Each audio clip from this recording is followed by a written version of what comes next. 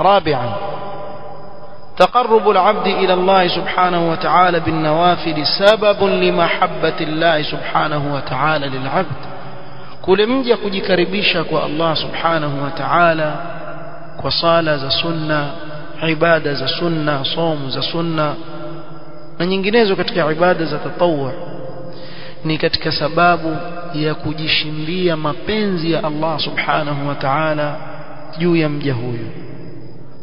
والدليل في الحديث القدسي الذي رواه البخاري من حديث أبي هريرة رضي الله عنه أن الله عز وجل قال وما يزال عبدي يتقرب إلي بالنوافل حتى أحبه na hatawacha mja wangu kujikaribisha kwangu mimi na sala za sunna na saumu za sunna, sadaqa za tatawwu, yani ibada hizi ambazo ni za ziada, nawafil zilizowekwa kisheria, isipokuwa Allah subhanahu wa ta'ala sema itafikia kuwa mimi nitampenda yule mja wangu, mpaka nitampenda yule mja wangu.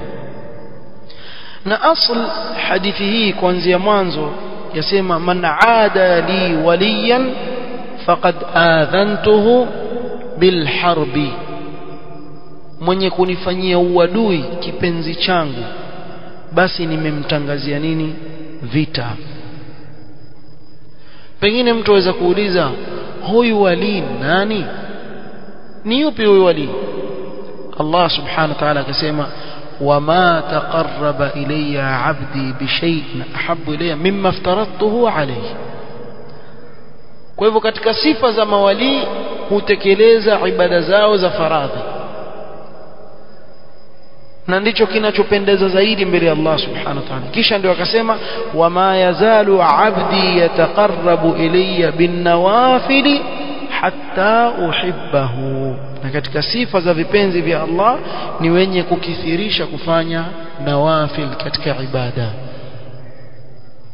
Hizi ni baadhi ya fadla ambazo kuna fadla nyingi nyingine. Hizi ni baadhi katika kuhimiza himma katika nyoyo zetu kukithirisha kufanya ibada za sunna, haswa katika ibada hii ambayo tuizungumzia ya sala.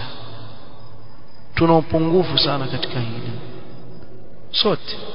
sote tuna upungufu sana katika hili, kuwa ibada zetu za faradhi tukishamaliza tumetosheka.